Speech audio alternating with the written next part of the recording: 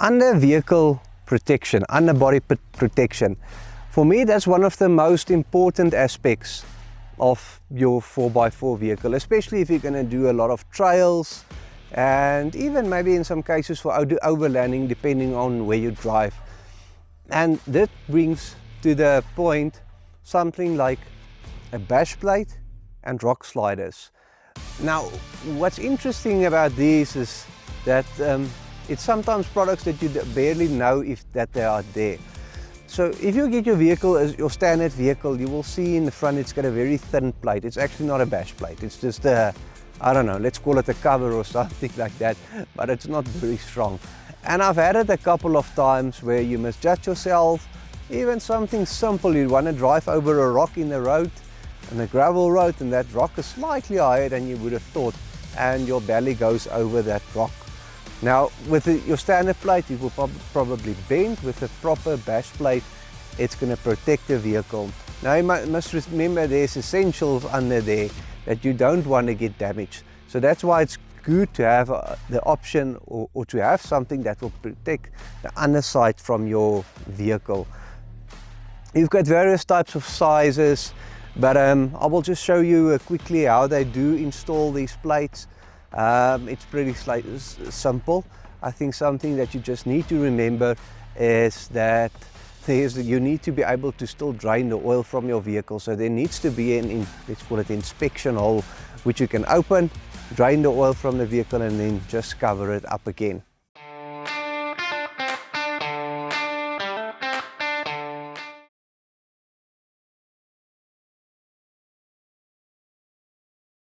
This is the new bash plate I'm putting in, and it's a 4mm mild steel bash plate, obviously powder coated.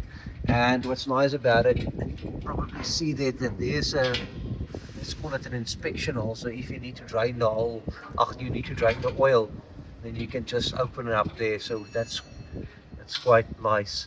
And also otherwise, if you just had a hole, it allows for mud and everything to go in there, because mud likes to enter at each possible spot.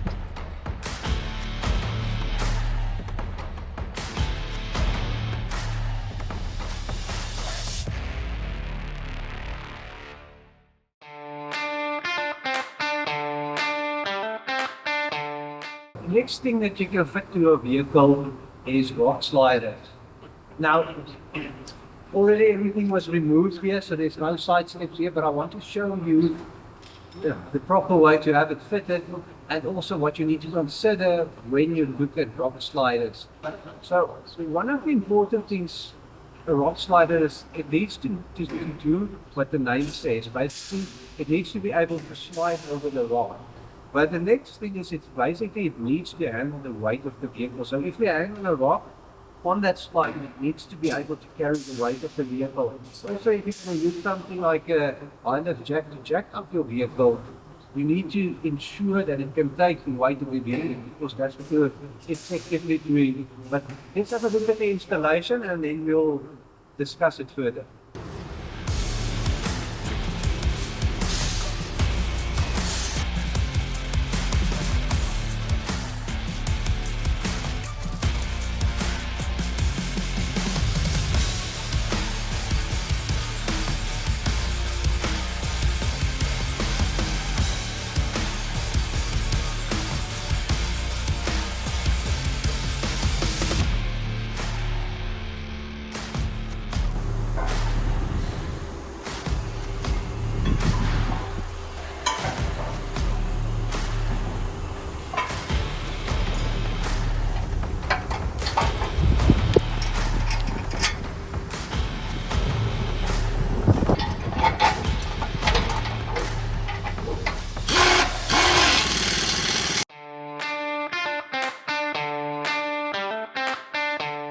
Now, to give you an idea, this is typically the standard side steps that vehicle come with.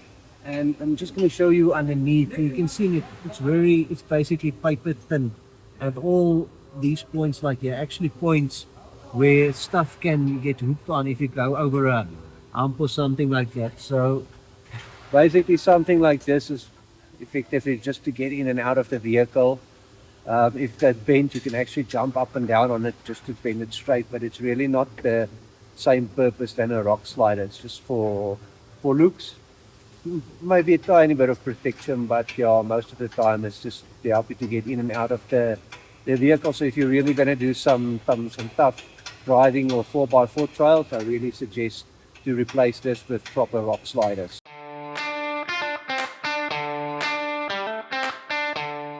What I've referred to earlier is the position of the high lift jacking points. So you will see these are pretty close to the wheels, and that's what you want. You don't want them, for example, more or less here. And the problem with that is if it's towards the middle of the vehicle, once you start to jacking up that specific part of the vehicle, if it's almost in the middle of the vehicle, it means that you need to lift half of the vehicle up, and but almost going to have a situation where you have like two wheels in the air. Now, I'm not sure who of you have used a high lift jack before, but just do yourself a favor, go on training and let them tell you how to use a high lift jack. You will realize even if you're doing it at the back of the front of the vehicle, it is quite heavy to lift the vehicle, especially that last bit. So you can imagine yourself, if it now sits in the center of your vehicle, you're really gonna have your work cut out to lift that up. So therefore it's better to have it towards the wheels of the vehicle. The other thing to check is also underneath here. If you ever want to use like an air jack, you shouldn't have a design where they basically have bolts going through. I've seen designs where bolts go through, and I'm not talking about the threaded part of the bolt is sticking out here. Now, when you now want to put a air jack underneath there, you can't, because the air jack's going to push against the bolt and it's going to puncture the air jack. So yeah, just a couple of things to keep in mind. Here you can see it's a nice and flush design, and that's what you want. Also, if there's bolts sticking out, it's a point where it can hook when you go over a rock or something like that. So just something else you want your rock slider to do is, if your vehicle, let's say, tilts sideways, you want basically your vehicle to be deflected away. So that's why you've got this bit of call it a angle. So to protect your vehicle, that's why it's sticking out a bit. I know you've got different design philosophies. One would say, no, it needs to be flush with the wheels. But in this case, the design philosophy was to stick out a bit just to protect your vehicle. If it tips over, that it doesn't hit the bodywork of the vehicle. Then there's also something else here. If you look there, there's a small little hole there in it. That's not really a recovery point. But what you can use that for, in the case of your vehicle starting to tip over, you can use it as a tie down point. Anchor it against a tree or another vehicle, or just give it a slide pull. Look, it's not a recovery point, but at the end of the day, if your vehicle is about to tip over, I suppose it's better to damage a rock slider than let your complete vehicle tip over.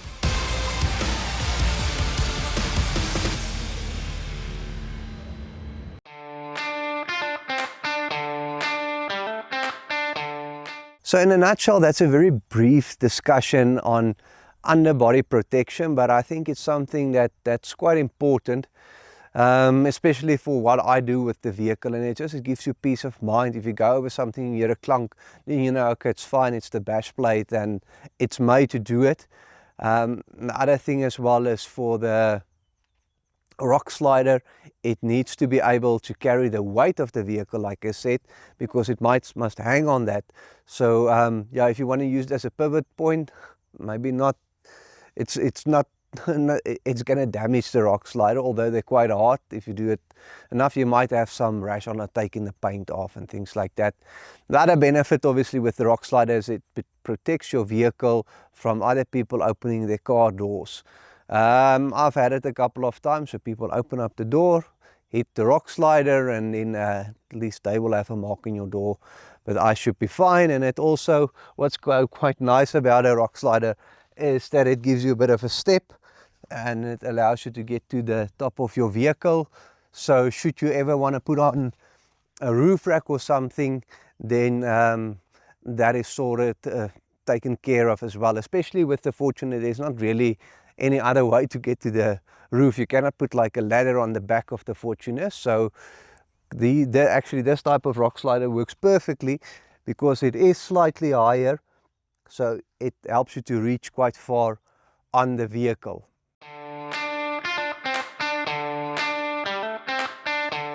Thank you so much for watching this video. I hope you've learned something from it. For me it was quite interesting, and I think that's something I want to do, is by fitting different products to my vehicle. I learned something, but also I want to share what I've learned with you. So sometimes it's not so much about the brand, but more like what the specific product do. I like the brands that are willing to work with me, and they enable me, or they give me the tools to bring this content for you or to you. Without the products I cannot make the videos, and it's just not going to be viable just to go and buy everything, although I would have loved to do it. But yeah, at the end of the day, it is what it is, and I hope by watching these videos I give you something to think about. Maybe not the brand, but the product, and maybe you can consider the product for yourself, or you feel, or you had questions, and I've answered those questions for you. But thank you so much for watching. I'll see you in the next one.